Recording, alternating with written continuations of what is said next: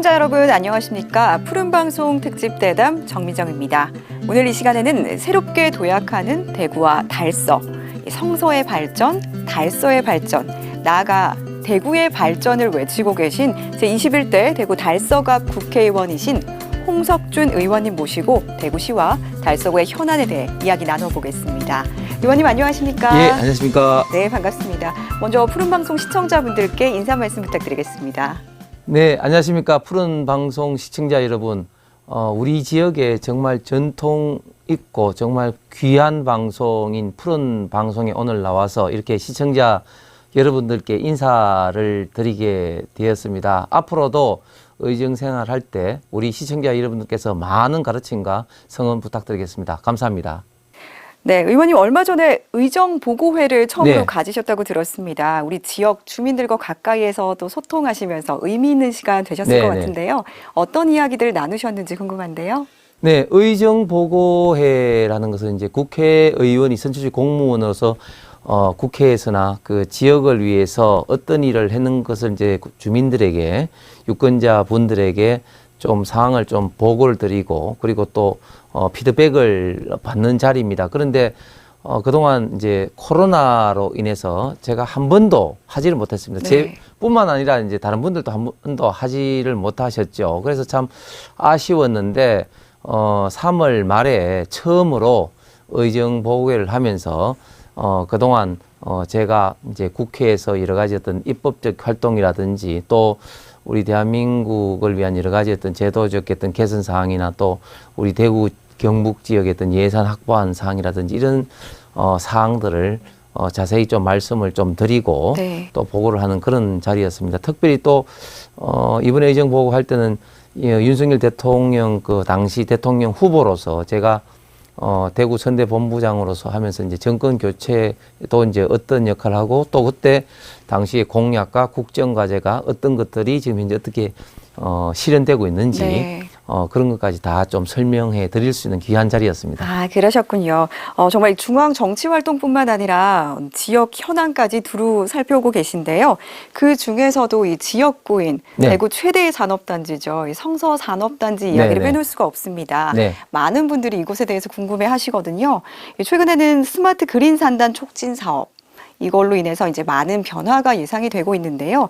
이 성서산업단지의 공정혁신 시뮬레이션 센터가 들어선다고 합니다. 네네. 이 부분에 대해서 말씀 주시겠습니까?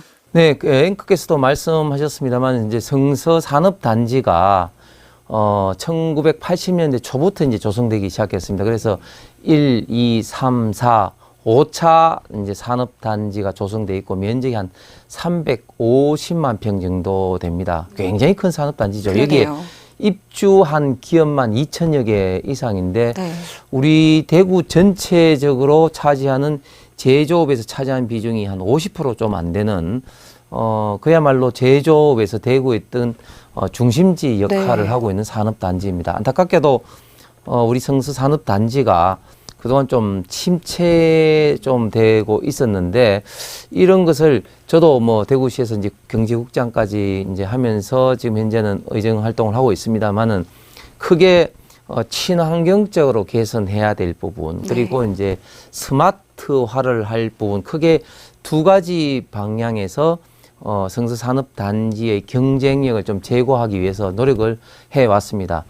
크게 이제 친환경 쪽으로 본다면은 일단은 5개 큰 주차장을 만드는 사업이라든지 또 성서산업단지에 접근하는 외부 접근로를 확보하는 그런 사업들을 주로 해왔고 그다음에 이제 스마트화에 있어서는 크게 보면 이제 공장 자동화되는 뭐 스마트 팩토리라든지 이런 사업을 이제 부분적으로 해왔습니다만 네. 가장 최근에 조금 전에 말씀하신 공정 혁신 시뮬레이션 센터라는 사업은 개별 기업이 공정을 바꿀 때 많은 돈이 들지 않겠습니까? 네. 그런데 이 공정을 바꾸어서 과연 얼마만큼의 효과가 있을지에 대해서는 잘 이렇게 잘 그림이 그려지지가 않습니다. 그런데 네. 시뮬레이션을 해서 좀 더 명확하게 파악할 수 있도록 특히 또 어떻게 하면 좀 더 공정의 혁신을 통해서 생산성 제고를 이루는데 도움이 될 것인가 하는 그런 어떤 사업을 국책 사업으로 지금 하고 있는데 이 사업이 잘 진행하게 되면 우리 성서공단 내에 있는 기업들의 좀 생산성을 높이기 위한 그런데 좀 큰 역할을 하리라 기대합니다. 아, 네. 이 제조 공정이란 걸 미리 예측해 볼 수 그렇습니다. 있는 그런 네. 시뮬레이션 센터군요. 이 노후화된 성서 공장들이 미래형 공장으로 바뀌면서 좀 더 똑똑해지는 그런 그렇습니다. 공장이 될 것 같습니다. 이게 잘 아신 것처럼 과거에는 이제 그 자동화가 마치 전부인 것처럼 생각했지만 네. 지금은 단순한 자동화가 아니라 자동화되는 어떤 방법도 수없이 많이 있고 그다음에 지금은 또 이제 디지털화로 나가면서 어떻게 에너지는 물론이고 생산성을 제공하기 위해서 이거를 효과적으로 디지털화하느냐 이런 문제는 과거와는 좀 차원이 다르게 여러 가지 생각을 하고 고민을 해야 네. 되는 부분이 많습니다. 네. 서울로 가더라도 한 길이 아니라 수없이 많은 길이 있는데 어떤 길이 더 빨리 갈 수 있느냐. 마치 이제 이 내비게이션과 같은 그런 역할을 하리라 기대합니다. 더 나은 방향을 이제 모색하는 그런 모습인 것 같습니다. 또 이 성서공단의 스마트 그린 산단 통합 관제 구축 예. 센터 이 부분도 있던데요. 네. 이런 게 생기면 이제 더 안전하고 네. 더 똑똑해지겠죠. 네, 네. 제가 지금 당의 규제개혁 추진단장으로 지금 활동을 하고 있습니다. 네. 산업단지는 제가 뭐 책에도 뭐 그런 언급을 좀 했습니다만은 산업단지의 우리 전 세계적으로 봤을 때 우리 앵커님은 어느 나라에서 처음으로 산업단지라는 개념이 나올 것 같습니까? 글쎄요, 아무래도 산업혁명이 있었던 영국 우와! 아닐까요? 대단하시네.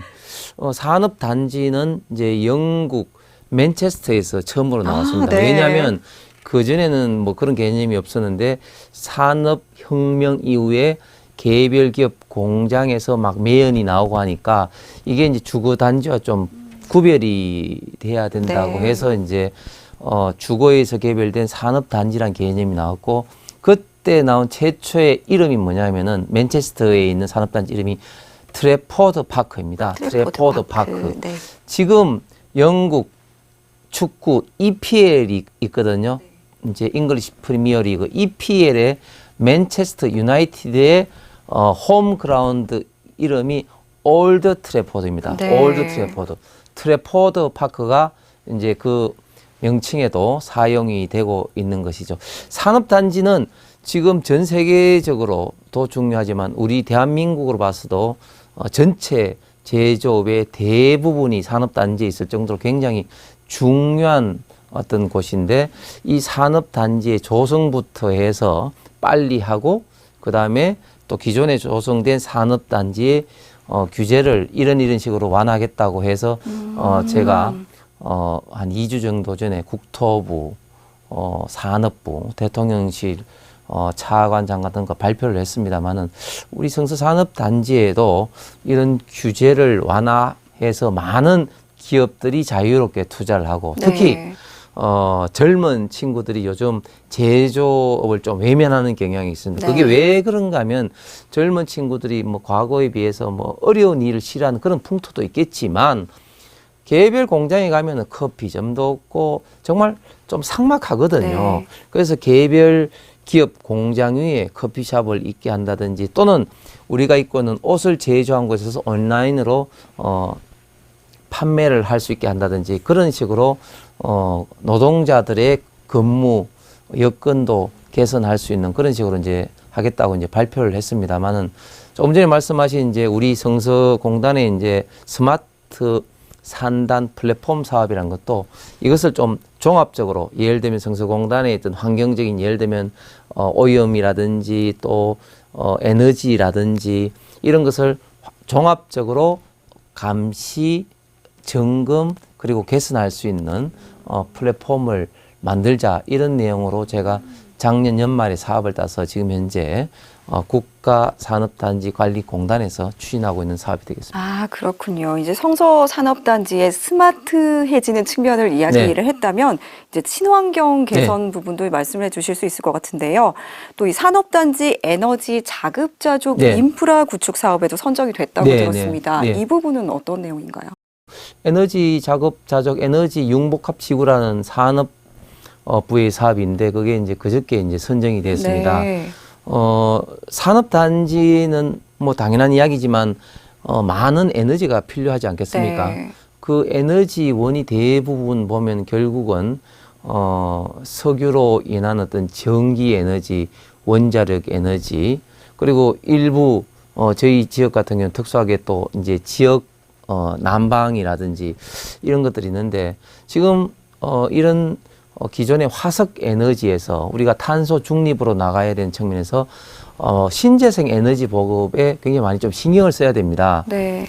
제가 대구시 담당 국장할 때 우리 성서공단의 공장 지붕 위에 태양광 보급 사업을 통해서 제가 한 8메가 정도 8메가라는 게 잘 이해가 안 되시겠지만 개별 가정에서 보통 쓰는 게 30kW에서 100kW 정도 되거든요. 네, 어마어마한 양이네요. 그러니까 8메가라면 굉장히 많은 양이죠. 그걸 한번 한 적도 있었는데 이번 에너지 융복합 지구 사업을 통해서는 일단 신재생 에너지의 하나인 연료 전지를 보급을 이제 확대를 하고 또한 에너지 전략을 하기 위한 소위 말해서 그리드 사업을 통해서 개별 기업의 에너지에 좀 최적화를 이룰 수 있는 이런 어떤 사업의 내용이 되겠습니다. 그래서 신재생 에너지 복합 에너지 전략을 통해서 우리 성서산업단지의 개별 기업에는 에너지를 좀 전략하게 하고 그리고 지역 전체적으로는 신재생 에너지를 보급하는 사업이 되겠습니다. 아, 네, 정말 이름처럼 스마트 그린 산단으로의 도약이 일단 성서산업단지를 새롭게 또 발전시키고 나아가서 대구의 지역 경제도 활성화하는 그런 도약의 계기가 됐으면 좋겠습니다.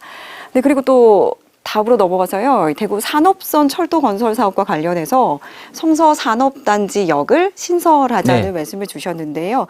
이런 계획들은 어떻게 진행이 됐고 또 앞으로는 어떻게 계획되고 있는지 궁금합니다. 예, 그 대구는 교통이 굉장히 발달한 어떤 지역이고 도시입니다. 네. 사실 이런 측면은 박정희 대통령한테도 참 고마워해야 되는데 사실 대한민국이 정말 어려울 때도 불구하고 박정희 대통령이 경부고속도로를 해서 1970년도에 개통을 시켰습니다. 네. 경부고속도로 개통 시기 열린 곳이 어딘지 아십니까? 글쎄요. 서울도 아니고 부산도 아니고 대구였나요? 대구 시민운동장에서 1970년도 개통식을 가졌습니다. 그 이외에도 그 이전부터 철도도 경부선이 있었지요. 그런데 대구의 이제 광역 교통망을 보면 주로 이제 서울에서 부산으로 이어지는 남북선이 이제 중심이었습니다. 그런데 대구가 커지면서 남북선이 아닌 축, 그러니까 이 서남축에서는 거의 철도망이 없었죠. 그래서 지역적으로 본다면은 서대구 역사가 다행히 만들어졌지 않습니까? 네. 그런데 서대구, 동대구로 이어지는 라인만 있었는데 대구의 산업의 중심은 성서산업단지 그리고 지금 달성 쪽에 기존에 있었던 달성 1차 단지, 2차 단지, 그리고 국가산업단지, 그리고 지금 또 발표가 됐습니다. 함원 옥포에 또 국가 제2차 산업단지 이렇게 돼서 대구권의 거의 70~80% 제조는 이쪽 서남권에 있는데 서남권에는 이제 철도가 없죠. 그래서 대구시가 이런 측면에서 그동안 많이 제안해서 2019년도에 대구 산업선이 이제 중앙정부의 승인으로 최종적으로 확정이 되었습니다. 그렇군요. 대구 산업선은 서대구 KTX 역사에서부터 시작해서 달성 구지까지 애초 계획은 7개의 역사가 있었습니다. 네. 우리 지역에 보면은 성서공단 그 있는 계명대 내거리에서 그 다음에 이제 성서공단을 이제 지나쳐서 이제 하원 설화 명곡 여기 이제 계획이 되어 있었습니다. 네. 그런데 우리 성서공단은 잘 아시는 것처럼 굉장히 크죠. 그렇죠. 네. 그래서 우리 계명대역 내거리 하나만 있다면 사실은 거기에 출퇴근하는 우리 근로자들이라든지 또 외부에서 오는 바이어들이라든지 이렇게 그 분들한테 좀 대구 산업선의 효과를 줄 수 없는 그런 좀 문제가 있어서 제가 이제 네. 국회의원이 되기 전부터 좀 이런 노력을 해서 대구 산업선 내에 애초에 계획이 없었던 성서공단 호림 역사를 새로 이제 추가를 했습니다. 네. 그게 이제 지금 이제 그 모다 아울렛 주변에 이제 계획이 이제 되어 있는데 이런 것을 통해서 우리 지역 주민들은 물론이고 근로자들, 바이어들한테 좀 더 접근성을 획기적으로 대구 산업선을 통해서 높일 수 있는 그런 계기가 되리라 기대를 하고 얼마 전에 우리 주민 간담회를 통해서 네. 이 역사의 규모, 특히 출입구를 어떻게 할 것인지 이런 것을 최대한 많이 의견을 반영해서 계획을 수립하려고 합니다. 아, 네. 정말 성서 상단으로의 접근성을 높이는 네. 그런 역이기 때문에 신설이 추진이 되어야 하고 또 이게 성서 지역의 발전으로 이어지는 그런 사업입니다. 지역 주민들과 소통을 잘 하셔서 네. 잘 마무리됐으면 좋겠습니다.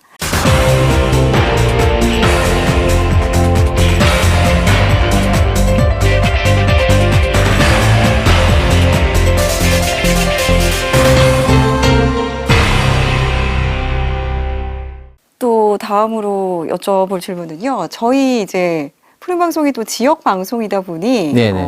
이런 언론과 관련해서 네, 관심이 많습니다. 네. 네네. 우리 위원님께서도 이 언론과 관련된 법안들 많이 발의하신 걸로 알고 있는데요. 이런 최근에 나온 방송법에 대한 네네. 생각들 한번 여쭙고 싶습니다.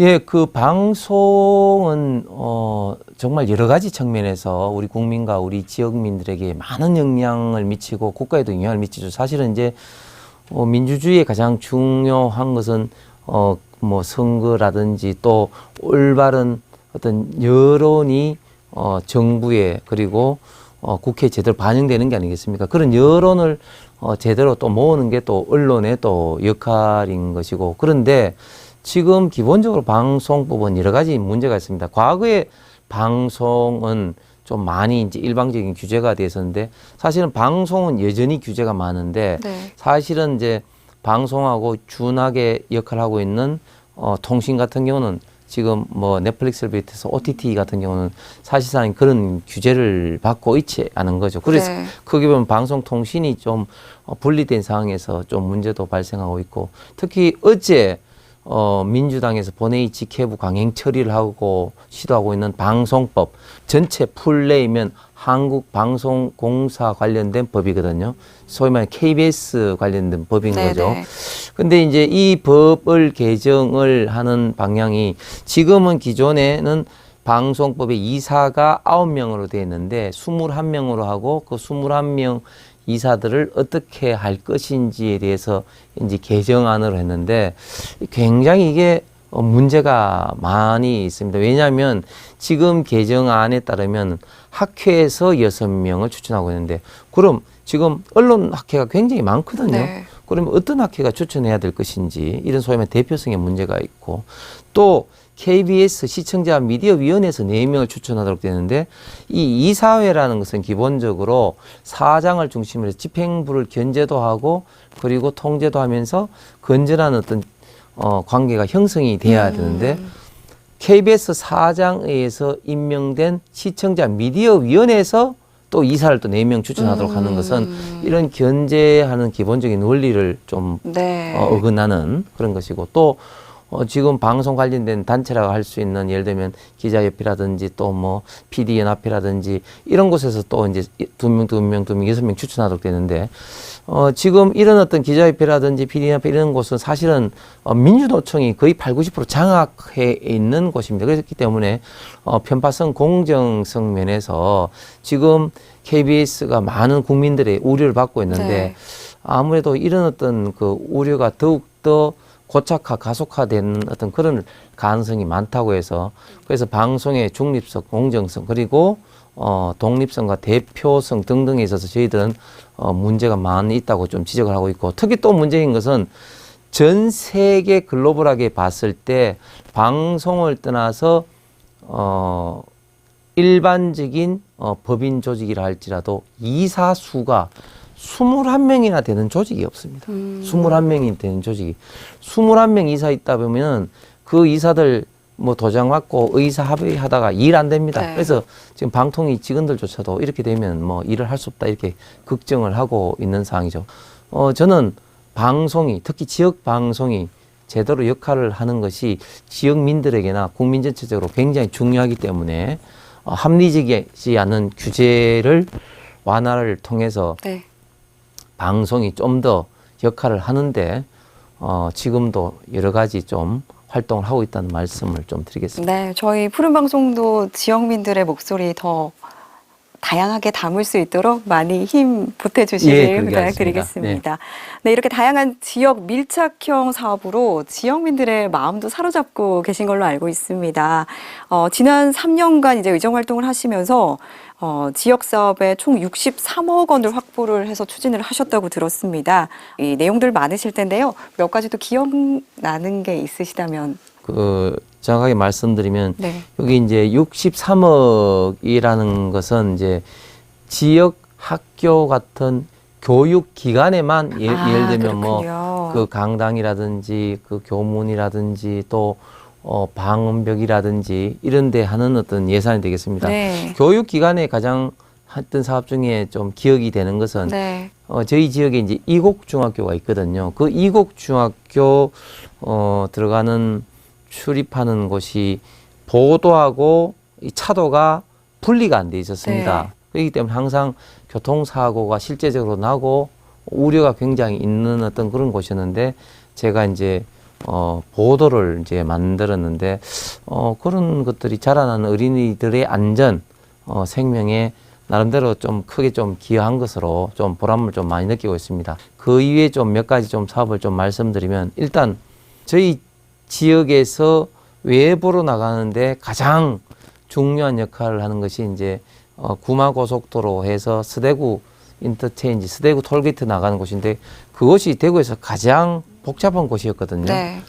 병목 현상이 일어나서 서대구 톨게이트를 빠져나가는데 뭐 30분, 40분 뭐 보통 걸리는데 도로공사에서 2개로 늘리면서 그 병목 현상이 속이 만성 그 변비 환자의 속이 뻥 뚫리듯이 네. 이제 뻥 뚫려가지고 30-40분 병목 현상이 이제 네. 완전히 이제 사라지게 한 것이라든지 또 지역에 여러 가지 지금 현재 그 사업들 중에 강창교를 이제 좀 이렇게 안전 펜스를 만들어서 강창교가 우리 지역에서 대구 전체적으로 가장 좀 안타깝게도 자살이 많이 일어났던 지역이었습니다.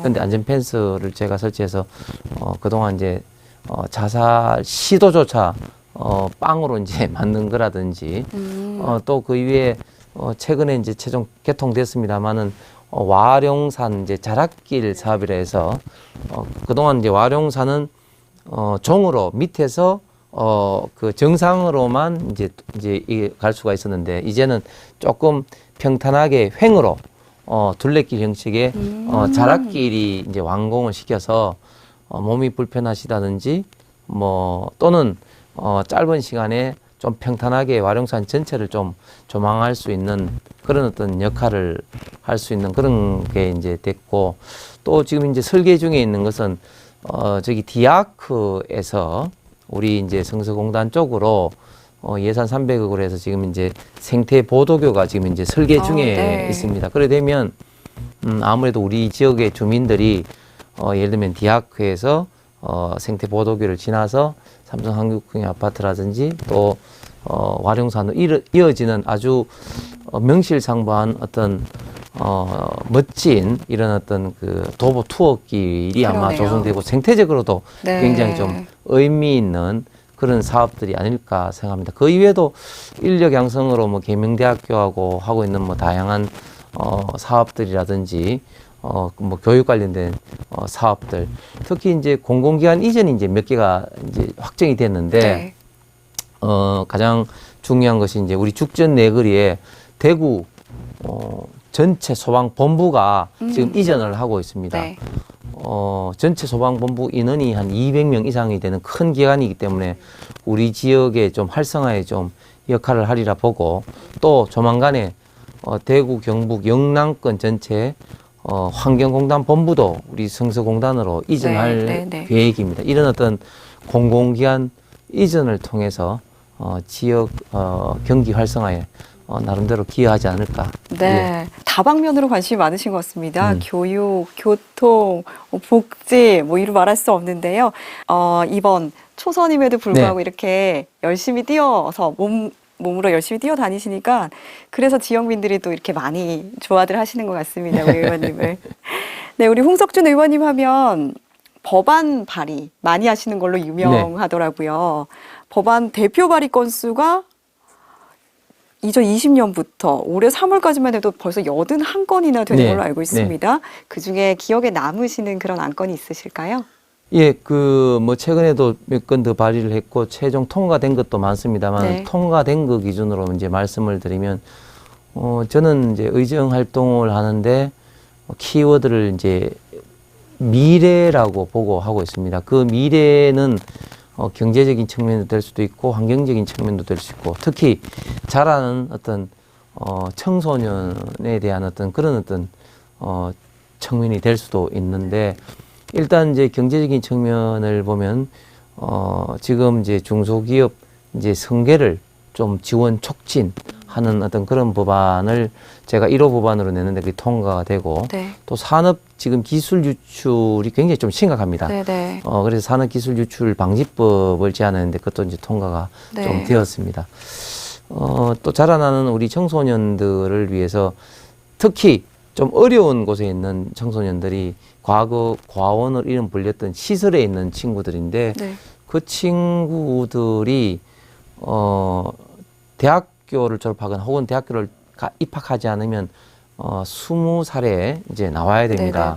그런데 그 친구들이 사회에 나올 때 국가에서 지방정부에서 지원을 해주는 것은 좀 지역마다 다릅니다만은 기껏해 한 500에서 1000만 정도 지원하거든. 그러면 방 하나 뭐 얻기에도 벅찬데 그 친구들이 나와서 뭐 신용이 없기 때문에 뭐 신용카드도 그렇고 휴대폰도 사실은 하나 제대로 못할 수가 있습니다. 그래서 사회에 적응하기 어려워서 극단적인 선택도 많이 하고 또 잘못된 삐뚤어진 길로도 이제 많이 가는데, 제가 옛날부터 이런 어떤 시설에 많이 가서 느낀 게, 일단 본인이 원하면 뭐 본인 따라서는 빨리 나오고 싶어하는 친구들도 있으니까 본인이 원하면 25살까지 있으면서 사회 적응 내지는 준비하는 그런 좀 시간을 좀 더 갖자, 이렇게 하는 아동복지법도 제안을 했는데 통과가 되고, 또 최근에는 또 헌혈관리법 2021년도 통과되는데 우리나라는 헌혈이 항상 부족합니다. 그래서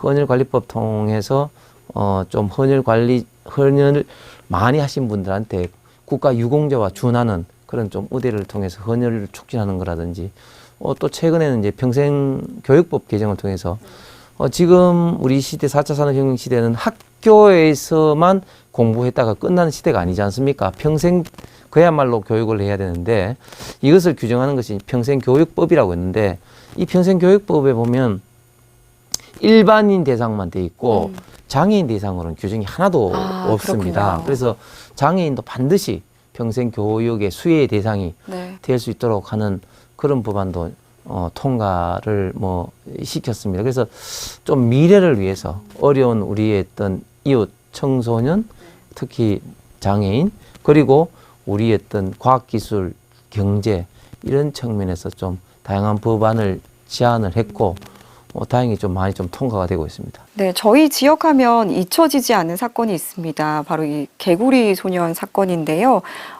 이와 관련된 내용일지 모르겠지만 지난 21년에 범죄 피해자 보호법을 대표 발의하신 걸로 알고 있는데요. 이 부분에 대해서 말씀을 좀 주시겠습니까?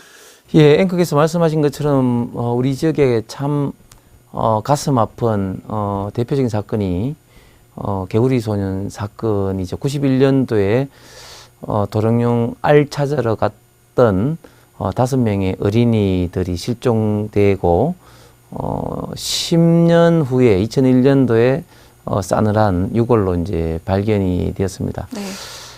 대표적인 우리 대한민국에서도 대표적인 어떤 미제 사건인데 제가 할 수 있는 게 무엇이 있을까? 저는 가끔 그 개구리 소년 그 추모비 현장에 갑니다. 그리고 네. 유가족들하고도 자주 만나서 이야기를 하는데 가장 최근에는 그 추모비에 뭐 이게 단 이런 것도 좀 없어가지고 이 단 조성이라든지 이런 것도 뭐 있습니다만 그렇군요. 그래서 제가 유가족이나 할 수 있는 게 고민하다가 방금 말씀하신 범죄 피해 구조 특별법 개정안을 발의하게 됐습니다. 이 내용은 뭐냐면 범죄 피해가 발생됐을 때는 원칙적으로 가해자가 그 피해자에게 보상을 하는데 가해자가 그런 어떤 보상할 능력이 없으면 제한된 조건 하에서 국가가 배상을 하게 되는 게 그 법입니다. 네. 그런데 제가 이제 개정안을 낸 이유는 뭐냐면 지금은 그 범죄 피해자가 지금 없는 상황이죠. 그래서 국가 배상을 해야 되는데 지금 문제는 뭐냐면은 범죄 피해가 확정이 된 게 2001년도 6월이 발견되면서 이게 범죄라고 생각했지. 네. 91년도에 실종될 때는 실종이라고만 네, 된 거죠. 그래서 그러네요. 이 범죄 피해 구조법으로 국가가 그래도 최소한 좀 배상을 하려면은 이게 소급이 돼야 됩니다. 그래서 제가 소급할 수 있다는 그런 어떤 내안으로 이제 2021년 4월 달에 이제 개정을 냈는데 네. 지금 일부에서 이제 법무부에서 좀 우려하는 이유가 이게 소급이 되면 다른 유사하게 자꾸 소급을 요구할 수 있는 그런 사례가 생기니까 이게 좀 어렵다. 그런 식으로 자꾸 이제 이야기를 하고 있어요. 그래서 제가 법무부 한동훈 장관하고도 계속 이제 이야기를 해서 사실 한동훈 장관이 이번에 대구에 한번 내려오려고 했습니다만은 또 다른 이유 때문에 못 내려왔는데 그래서 법무부에서도 이 점에 대해서 제가 하도 이야기를 하니까 충분히 이해는 하는데 다른 건과의 어떤 형평성 문제 네. 때문에 조금 어려워해서 이걸 어떻게 해결할 것인가 지금 아직까지도 좀 고민을 좀 하고 있습니다. 이 점에 대해서 저도 참 안타까운데 어쨌든 저희 가장 핵심적인 목적은 개구리 소년 사건이 빨리 해결이 하는 게 1번이고 네. 그 다음에는 국가에서 최소한의 이런 유가족들에 대한 배상 보상을 할 수 있도록 앞으로도 이 법 통과는 물론이고 다른 방식도 최선을 다해서 한번 찾아보겠습니다. 아주 오래전 사건임에도 불구하고 이런 유족 분들을 위해서 이 피해 보상이 될 수 있는 네. 그런 기준을 마련해 네. 주셨다고 생각이 되네요. 네. 네, 앞으로도 우리가 나아가야 할 방향, 네. 미래에 대해서 좋은 네. 법안들 많이들 내어주셨으면 좋겠습니다. 의원님께서는 한국기자연합회 시민단체에서도 호평을 받고 계십니다. 제가 일일이 나열하기가 엄청 많은데요. 제9회 대한민국 교육대상, 청년친화헌정대상, 대한민국 반부패 청렴대상, 최우수 국회의원상까지. 와, 정말 너무 많아서 제가 다 일일이 나열할 수가 없는데요. 열심히 달려오신 노력에 대한 평가가 아닐까 싶습니다. 이 부분에 대해서는 어떻게 생각하십니까? 예, 제가 한 일에 비해서 너무 좀 주변에서 좀 과분하게 평가를 해 주시는 것 같아서 참 너무너무 감사할 따름입니다.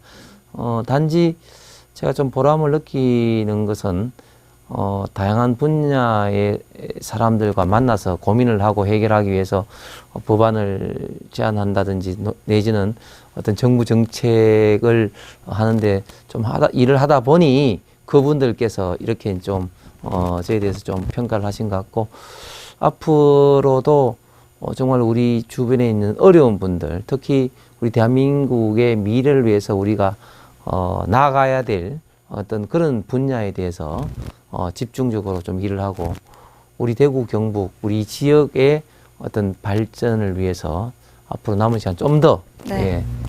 집중하고 더 노력을 좀 해야 되겠다는 생각을 합니다. 네, 말씀 감사합니다. 우리 달서 지역민들뿐만 아니라 대구 시민 여러분들 또 그리고 나아가서 국민 여러분들을 위해서 더 많이 고심해 주시고 애써 주시리라 믿습니다. 네, 마지막으로 우리 시청자분들께 인사 부탁드리겠습니다. 예, 우리 존경하는 푸른 방송 우리 시청자 여러분, 정말 오랜만에 나와서 이렇게 시청자 여러분들께 제가 그동안 의정 생활을 했는 것을 이렇게 말씀을 좀 드립니다. 여러 가지로 좀 부족한 가운데 제가 의정 생활을 이나마도 하게 된 것은 우리 시청자 여러분들을 비롯한 우리 지역 주민들, 유권자 여러분들의 정말 많은 성원과 가르침 덕분이 아닌가 생각합니다. 앞으로 남은 의정 생활에 있어서도 우리 대한민국의 미래, 특히 자라는 우리 청소년과 우리 미래의 어떤 과학기술, 경제, 산업을 위해서 더욱더 열심히 하면서 특별히 어려운 우리 지역의 발전을 위해서 혼신의 힘을 다하겠습니다. 앞으로도 많은 가르침 부탁드리겠습니다. 감사합니다. 네, 고맙습니다. 감사합니다. 네, 지금까지 새롭게 도약하는 대구와 달서 지역 발전을 위해 동분서주하고 계신 제21대 대구 달서갑 국회의원이신 홍석준 의원과 함께했습니다. 네, 오늘 귀한 시간 감사합니다. 예, 감사합니다. 네, 이상으로 푸른방송 특집 대담 모두 마칩니다. 시청해주신 여러분 고맙습니다.